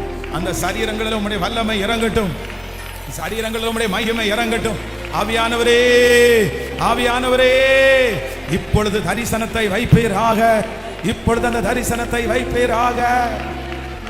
ஹalleluya, hallelujah, thank you jesus, amen, amen. So எலியா எலிசாவை பார்த்து சொல்றாரு, நீ மிகவும் அரிதான காரியத்தை கேட்டாய். ஆனா ஒரே ஒரு கண்டிஷன், இது நடக்குமா? இது ரெண்டு விதமா இருக்குது. அப்படின்னா இந்த வாக்குத்தத்தம் மட்டும், இந்த வாக்குத்தத்தத்துக்கு மட்டும் ஒரு ரூல் இருக்கு. என்ன ரூல் இருக்குன்னா, நீ 2 மடங்கு வேணும்னு கேட்ட, நீ இந்த மாதிரி கேட்பேன்னு நான் நினைக்கவே இல்லை. இந்த 50 பேருக்குள்ளேயும் நீ ஒருத்தன் ஒரு தனி யூனிக்கா இப்படி என்ன வேணும்னு. ஏன்னா எலிசாவுடைய கைக்கு தண்ணீர் வார்த்தை. அப்படின்னா அந்த 50 பேரை காட்டிலும் இவர் தான் எலியாவோட என்னவா இருந்தாருன்னா ரொம்ப நெருக்கமா இருந்தாரு, ரொம்ப அட்ராக்ட் ஆனவர் இவர் தான். இன்னைக்கு இவருக்குள்ளதான் அந்த தரிசனம் வருது. அந்த பாகாலின் தீர்க்கதரிசிக்கு முன்பாக அவர் கர்ச்சிக்கும் போது, என்னையா மனுஷன் இவரு, அந்த எழுப்புதல் இவருக்குள்ளதான் வருது. நீங்க சும்மா இருந்தீங்கன்னா வராது. ஆண்டவர் எப்போ திறமையெல்லாம் ஒண்ணுமே இல்லை, படிப்பெல்லாம் ஒண்ணுமே இல்லை. இந்த வசனத்தை இன்றைக்கு ஆண்டவர் கொடுக்கும் போதுதான் நான் நிறைய நேரத்தில் அப்படிதான் நம்புவேன். ஆண்டவரே, என்னை எப்படி ஆண்டவரே நீங்க நம்புனீங்க? எப்படி ஆண்டவரே நம்புனீங்க? எங்கேயோ இருந்து, எங்கேயோ பிறந்து, எங்கேயோ வளர்ந்து, எங்கேயோ படிச்சு, எப்படியோ இன்னைக்கு இப்படி ஆண்டவருக்காக நிற்கும் போது எப்படி ஆண்டவரே? எப்படின்னா பரிசுத்தவான்கள் பலிபீடத்தில் நின்று அப்படியே சிலர் கர்ச்சிக்கும் போது, ஆயிரக்கணக்கான ஜனங்கள் ஒப்பு கொடுக்கறத பார்க்கும்போது, எத்தனை பேருக்கு அழுக வருமோ இல்லையோ, எனக்கு அழுக வரும்.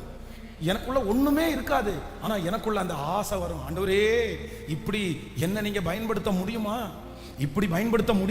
அந்த விருப்பம் எனக்குள்ள வரும், அந்த ஆர்வம் எனக்குள்ள வரும். உடனே அழுறது, உடனே ஜெபம் பண்றது, உடனே ஒரு வைராக்கியம். என்ன பண்ணுனாங்க? உங்களை இவங்க கவர் பண்றதுக்கு என்ன பண்ணாங்க? உங்க இருதயத்தை கவர்ந்து இழுக்கிறதுக்கு இவங்க உங்களுக்கு என்ன செஞ்சாங்க? நானும் உங்க இருதயத்தை கவர்ந்து இழுக்கணும், நீங்க என்ன நம்பணும் அப்படின்ற ஆசை ஒரு பரிசுத்தவான பார்க்கும்போது இல்லை, தேவனுக்காக பக்தியாய், தேவனுக்காக பெரிய சாட்சியாய் நிற்கிற எத்தனை பரிசுத்தவான்களை பார்க்கிறனோ அத்தனை பரிசுத்தவான்களையும் இன்னைக்கு வரைக்கும் இல்ல, இந்த அபிஷேகத்தை அவருக்கு கொடுக்க முடியுமானால், இவங்களை பயன்படுத்த முடியுமானால் என்னையும் முடியுன்ற தாகம் இன்னைக்கு வரைக்கும் எனக்குள்ள இருந்துட்டே இருக்குது, எரிஞ்சிட்டே இருக்குது. அப்போ நான் என்ன சொல்றேன்னா, நீங்க அந்த 50 பேரா மாறிடாதுங்க. தீர்க்கதரிசிகளின் புத்திரர் அப்படின்ற அந்த ஒரு லேபிளோட நீங்க நின்றாதீங்க. நான் என்ன சொல்றேன், நம்ம எல்லாருமே தனித்துவம் நிறைந்தவங்க. இந்த உலகத்துல 10 சிங்கத்தை வச்சு ஒன்னா போட்டோ எடுத்து போட்டா, எந்த 10 சிங்கத்துக்கும் 10 பேர் இருக்குன்னு வச்சுங்களேன், நம்மளால இந்த பேர் தான் இதுக்குன்னு கொடுக்க முடியாது. 10 ஒரே மாதிரி தான் இருக்கும், எல்லாமே ஒரே மாதிரி தான் இருக்கும். ஆனா மனுஷனை மட்டும் 10 பேரை தனித்தனியா நிக்கார வச்சா 10 பேரும் வித்தியாசமா தெரிவாங்க. காரணம் என்ன அப்படின்னா, ஒவ்வொருத்தருக்கும் தனி வல்லமை, தனி யூனிக், தனி ஸ்டைல், தனி வெற்றி. ஆமென். நம்ம எல்லாருமே தனித்தனியா ஜெயிக்க முடியும். பிரதர், இன்னைக்கு இருக்கிற சூழ்நிலையை பார்க்காதீங்க. சிஸ்டர், இன்னைக்கு இருக்கிற சூழ்நிலையை பார்க்காதீங்க. உங்களுக்கு எல்லாரை விட சோதனை அதிகமா இருக்குதா? கர்த்தர் முன்குறிச்சிட்டாருன்னு அர்த்தம். தரிசனம் நிறைவேற எல்லாம் சாதகமா மாறும்.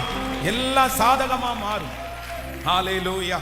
எத்தனை பேர் வாஞ்சையோட கேட்க போறோம். இன்றைக்கு 50வது நாள் ஆண்டவர் ஒன்று சொல்றாரு, நீ மிகவும் அரிதான காரியத்தை கேட்ட, உனக்குள்ள இந்த அபிஷேகம் இருக்கிறது எனக்கு தெரியலப்பா, நான் கூட இப்படி யோசிக்கலப்பா. ஒரே ஒரு ரூல் என்ன அப்படின்னு சொன்னா, நான் எடுத்துக்கொள்ளப்படும் போது நீ என்ன பார்த்தா அதற்கு அவன் அரிதான காரியத்தை கேட்டாய். உன்னை விட்டு நான் எடுத்துக்கொள்ளப்படுகையில் நீ என்னை கண்டால் உனக்கு கிடைக்கும், இல்லாவிட்டால்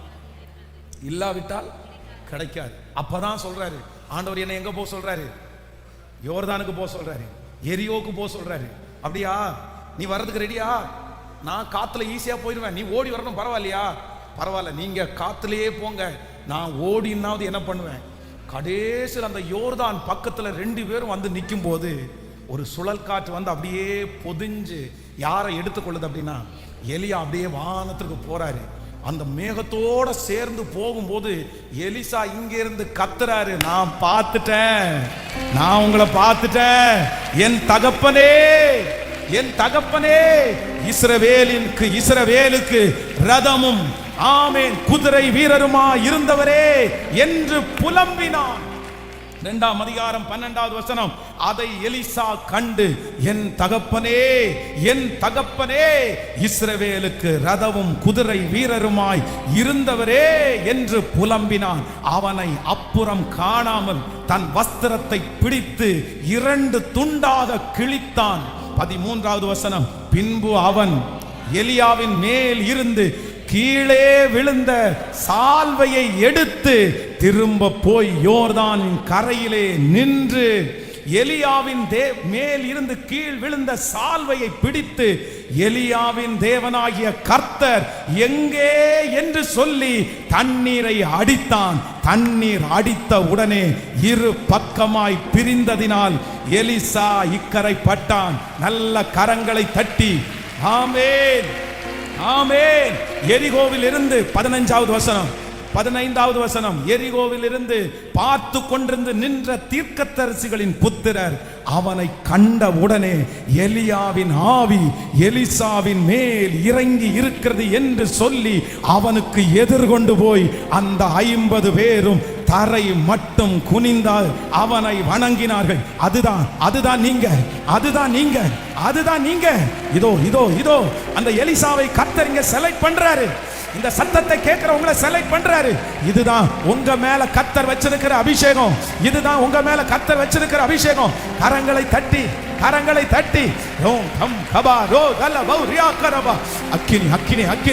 அக்கினி இறங்கட்டும். இயேசுவின் நாமத்தினால் அந்த அக்கினி இறங்கட்டும். இப்பொழுது எலியாவின் மேல் இருந்து இறங்கின அந்த அபிஷேகம். Thank you Jesus. எத்தனை பேர் ரெடியா இருக்கிறீங்க? அந்த அனல் எனக்குள்ள மூழ்றத நான் விசுவாசிக்கிறேன்.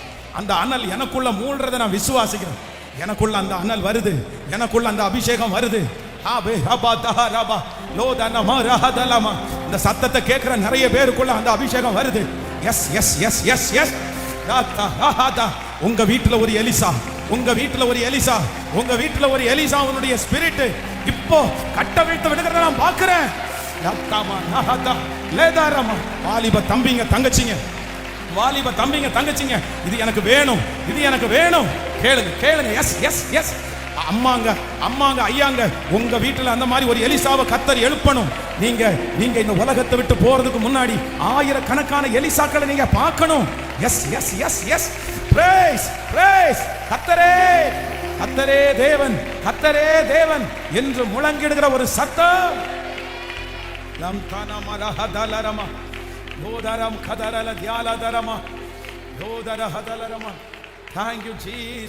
Thank you Jesus. அப்படியே முடிஞ்சா முழங்கால நிக்க முடிஞ்சவங்க முழங்காலே நின்னு, எந்திரிச்சு நிக்க முடிஞ்சவங்க அப்படியே எந்திரிச்சு நின்னு விட்டுறாதீங்க. இன்னைக்கு இந்த 50வது நாள் ஆண்டவருடைய ஒரு பெரிய மகிமை. இந்த ஜபத்தில் ஆண்டவர் தான் அவங்களை கலந்து கொள்ள பண்ணி இருக்கிறார்.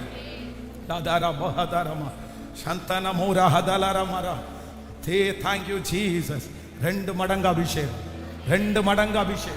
இரட்டத்தனையான அபிஷேகம். கவனிங்க, ஒரு நிமிஷம் அப்படியே கவனிங்க.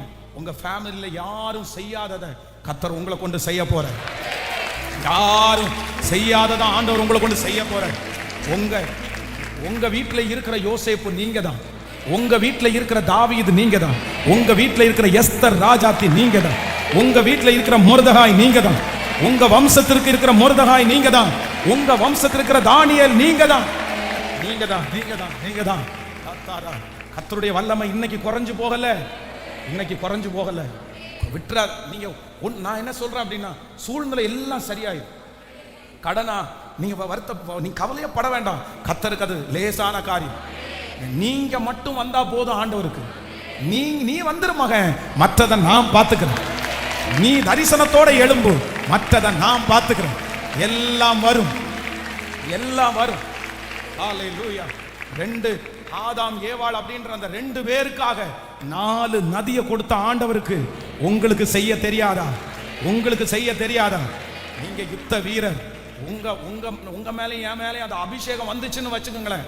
அப்படியே எலியா அப்படியே எடுத்துக்கொள்ளப்பட்டபோது கத்துறாரு, தகப்பனே தகப்பனே, இஸ்ரவேலின் ரதமும் குதிரை வீரரும் ஆனவரே அப்படின்னு கத்தும் போது இவருடைய ஆதங்கம் அப்படியே எப்படி சொல்றாராமா என்று புலம்பினான். ஏன் அவன் புலம்பினான் அப்படின்னு சொன்னா, பிளஸ் பண்ணவே இல்லையே, இனி யோர்தான் மட்டும் போறேன் வா அப்படின்னா வந்தாச்சு, அடுத்து வானா வந்தாச்சு, எல்லா இடத்துலயும் வந்துட்டு இப்படி நான் எடுத்துக்கொள்ளப்படுறதை நீ பார்த்தேன்னா நடக்கும்னு சொல்றாரு. ஆனா எடுத்துக்கொள்ளப்படுறதை பாக்குறாரு, இவருக்கு ஒரு ஆன்சரும் இல்லை, புலம்புறாரு. இல்ல, இதுக்காக நான் உங்களை சேவிக்கல, நான் இத்தனை தூரம் வாஞ்சியா இருக்கிறேன், நான் எப்படி உங்களை விடுவேன், நீங்க எங்களை பிளஸ் பண்ணாமலே நீங்க போறீங்களே. அப்படியே பார்த்துட்டு இருக்கும் போதுதான் எலியாவின் இடத்துல இருந்து என்ன விழுது அப்படின்னு சொன்னா, அந்த சால்வை விழுது. ஹல்லேலூயா, ஹல்லேலூயா. இன்னைக்கு நிறைய பேர் மேல ஆவியானவருடைய சால்வை விழுது. கர்த்தருடைய சால்வை நிறைய பேர் மேல விழுது. Thank you Jesus. ஆமென். யோசேப்புக்கு அவருடைய தகப்பனார் ஒரு சால்வையை போட்டாரு, இளைய குமாரனுக்கு தகப்பனார் ஒரு வஸ்திரத்தை கொடுத்தாரு. அதே போல இந்த சத்தத்தை கேட்கிற நிறைய பேருக்கு பரிசுத்த ஆவியானவர் ஒரு சால்வையை உங்க மேல போடுறாரு. அந்த சால்வையை உங்க மேல போடுறாரு. அந்த சால்வையை வாலிப தம்பி மேல, தங்கச்சி மேல கர்த்தர் போடுறாரு. Yes yes yes yes. எழும்பு சீயோனே, எழும்பு, உன்னுடைய வல்லமையை தரித்துக்கொள். ஆமென். நான் ஒருத்த மாத்திரம் மீந்திருந்தாலும் பாகாலின் படைகளை தகர்க்கக்கூடிய பலத்தை கர்த்தர் எனக்கு தருகிறவர்.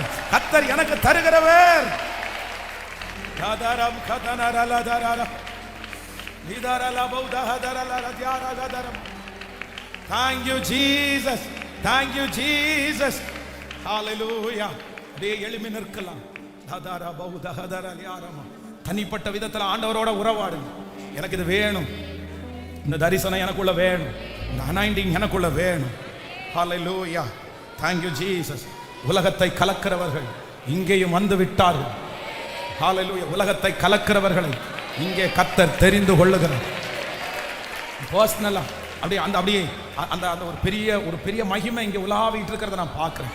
ஆன்லைன்ல இந்த சத்தத்தை கேட்கிற பிள்ளைகளுக்கும் நீங்க இருக்கிற இடத்துல கர்த்தருடைய மகிமை உலாவிட்டே இருக்கு. அப்படியே ஜெபம் பண்ணிட்டே இருங்க, அப்படியே ஒப்பு கொடுத்து. Thank you Jesus. Thank you Jesus. Thank you Jesus. Hallelujah. மன்னிப்பு கேட்கிறவங்க மன்னிப்பு கேட்டு, ஒப்புரவாகிறவங்க ஒப்புரவாகி, அபிஷேகத்துக்காக கெஞ்சுறவங்க அபிஷேகத்தை கேட்டு, சரீரத்துல பலத்திற்காக கேட்கிறவங்க பலத்திற்காக நீங்க ஜெபம் பண்ண அந்த மகிமை கடந்து வரட்டும்.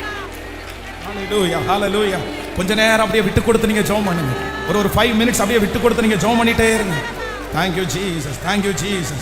Thank you Jesus. Thank you Jesus. உங்களை எதுவும் அடைச்சு வைக்க முடியாது. உங்களை எதுவும் அடைச்சு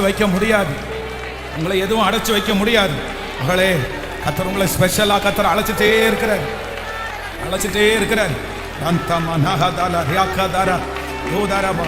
அந்த அக்கினி சிலர் மேல பற்றி எரியுது. ஆமென்.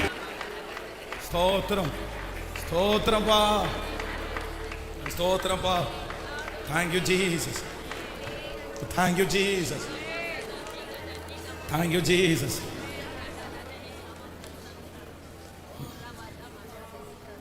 ஆமென், ஆமென், ஆமென், ஆமென். கண்களை திறந்து பாருங்கள், கர்த்தர் நல்லவர். Thank you Jesus. இந்த 50வது நாள் கர்த்தர் வெற்றியாய் கிருபையாய் ஆண்டவர் கொண்டு வந்தார். ஆமென். ஹalleluya. தீர்க்கதரிசிகளின் புத்திரர் 51 பேர். அந்த 51 பேர்ல ஒரே ஒருவர் மட்டும் விசேஷமானவர். ஆமென். இந்த 4 காரியத்தையும் ஆன்லைன்ல இருக்கிறவங்க அப்படியே நீங்க நிறைய பேர் எழுதி வச்சிருப்பீங்கன்னு நினைக்கிறேன். ஸோ இன்றைக்கு நிறைய பேருக்கு இப்போ இரவு, சில நாடுகளில் மட்டும் கொஞ்சம் பகலாக இருக்கும். ஆனால் ஒரு 2 hours ஆகுது, இல்லை ஒரு மணி நேரமாவது இந்த விஷயத்தை வச்சு ஃபஸ்ட்டு இந்த 2 மடங்கு அபிஷேகம் வேணும்னா நீங்கள் எதையும் பார்க்கக்கூடாது. நீங்கள் எதை கேட்கணும்னா அரிதானவைகளை. நம்பர் 2, 2வது நான் ஐ ஆம் ரெடி. கண்டிப்பாக பிரச்சனை வரும், கண்டிப்பாக போராட்டம் வரும். அபிஷேகத்தை 2 மடங்கு வாங்கி பயன்படணும்னா யோர்தானை கடந்து தான் ஆகணும், எரிகோவை தாண்டி தான் ஆகணும், கில்கால்ல இருந்து பெத்தேலுக்கு போய் தான் ஆகணும். ஆனால் நீங்கள் பெத்தேலை பார்த்து நீங்கள் கில்கால்ல இருந்து பெத்தேலுக்கு டிராவல் பண்ணுறதுக்கு பயப்பட வேண்டாம். இதுக்கு முன்னாடி மேகம் போன்ற எத்தனையோ பேர் கில்கால்ல இருந்து பெத்தேலுக்கு போயிட்டாங்க, பெத்தேல்ல இருந்து எரிகோவுக்கு போனாங்க, எரிகோவில இருந்து யோர்தானுக்கு போனாங்க. அவங்க எல்லாம் வெற்றியோடு தான் போனாங்க. ஏன்னா கர்த்தர் அவர்களோட இருந்தார். அதனால நீங்க எந்த பிரச்சனைக்குள்ள போனாலும் ஏசப்பா உங்களை விட்டு விலகவும் மாட்டார், உங்களை கைவிடவும் மாட்டார். ஆமென். நம்பர் 3, மூன்றாவதாக நீங்க தனித்துவமா நிக்கணும். நீங்க தனித்துவமா நிக்கணும். நான்காவதாக இந்த அப்படின்னா இந்த விஷயத்திலேயே என்ன பண்ணிடக்கூடாதுன்னா, ஸோ திருப்தியாய் நின்றாம ஆண்டவர் வந்து 2 மடங்கு அபிஷேகத்தை உங்களுக்கு தருவாராக. அப்படி கண்களை மூடுங்க. ஸோ ஆன்லைனில் இருக்கிற பிள்ளைகளுக்காகவும் சேர்த்து, தகப்பனே நீர் கொடுத்த வார்த்தைக்காக உமக்கு நன்றி, உமக்கு கோடி நன்றி ஆண்டவரே. எலியாவின் மேல் இருந்த அந்த சால்வை எடுத்து சுத்தி யோர்தானை அடிக்கும்போது எலியாவின் தேவன் எங்கே? எலியாவின் தேவன் எங்கே? எலியான் தேவன் இருக்கிறாரா? எலியாவை பயன்படுத்தின தேவன் எங்கே? அப்பா, உடனே அந்த யோர்தான் 2ஆக பிரிந்து எலியாவின் தேவன் எங்கே என்கிறதை நீர் வெளிப்படுத்தினது போல இப்போ எஸ் நாங்க போய் நிற்கும் போதும் யோர்தான் பிளக்க போகிறதற்காக நன்றி. உங்க கிருபை எங்களை தாங்கட்டும் ஆண்டவரே, உங்க பிரசன்னம் எங்களை தாங்கட்டும் ஆண்டவரே, உங்க மகிமை எங்களை தாங்கட்டும் ஆண்டவரே. ஆயிரக்கணக்கான சாட்சிகளை நீர் எழுப்பி கொண்டே இருக்கிறேன். இந்த ஜபத்தில் இன்னும் இந்த 50 நாள் கடந்துட்டேன், ஆனால் இன்னும் அற்புதத்தை நான் பார்க்கல. இதுவரைக்கும் ஜபிக்கிற ஜபம் எனக்கு இன்னும் கேட்கல அப்படின்னு சொல்ற யார் இருந்தாலும் ஆண்டவரே சீக்கிரமாய் எங்களுக்கு தெரியும் நீங்க இன்னைக்கு செய்யாட்டாலும் கண்டிப்பா நீங்க செய்கிறது உறுதி. நீங்க எங்க ஜபத்தை நீங்க கேட்டுட்டீங்கன்னு எங்களுக்கு தெரியும்ப்பா. தெரியும். அதனால சீக்கிரமா இந்த சாட்சிகளை நாங்கள் கேட்க போறதற்காக நன்றி அப்பா. ஆன்லைன் மூலமாய் லைவ்ல பார்த்துட்டு இருக்கிற, இன்னும் ஆன்லைன் மூலமாய் பார்க்கிற ஒவ்வொரு பிள்ளைகளுக்காக ஜெபிக்கிறேன். ஏசப்பா, இந்த ஆலயத்தில் இருக்கிற அதே மகிமை, அதே பிரசன்னம் அவர்கள் அங்கேயும் தொடர போகிறதற்காக நன்றி அப்பா. அந்த இடத்துல அந்த விடுதலை கடந்து வருகிறதற்காக நன்றி அப்பா. நன்றி. இந்த திருச்சபைக்காய் உழைக்கிற கொடுக்கிற ஒவ்வொரு பிள்ளைகளையும் கர்த்தர் ஆசீர்வதிங்க. உங்க மகிமை தாங்கட்டும் ஆண்டவரே. இந்த எலியாவினுடைய அபிஷேகத்தை பெற்றுக்கொள்கிறதற்கு எந்த தடை எங்களுக்குள்ள இருந்தாலும், எந்த வியாதி எங்களுக்குள்ள இருந்தாலும் முற்றிலுமா மாறணும் ஆண்டவரே, முற்றிலுமா மாறட்டும். இயேசுவின் மூலம் ஜெபம் எடுக்கிறோம் நல்ல பிதாவே. ஆமென், ஆமென். நான் அல்ல இயேசுவே என்னில் வாழ்கின்றார், இனி நான் அல்ல இயேசுவே என்னில் வாழ்கின்றார்.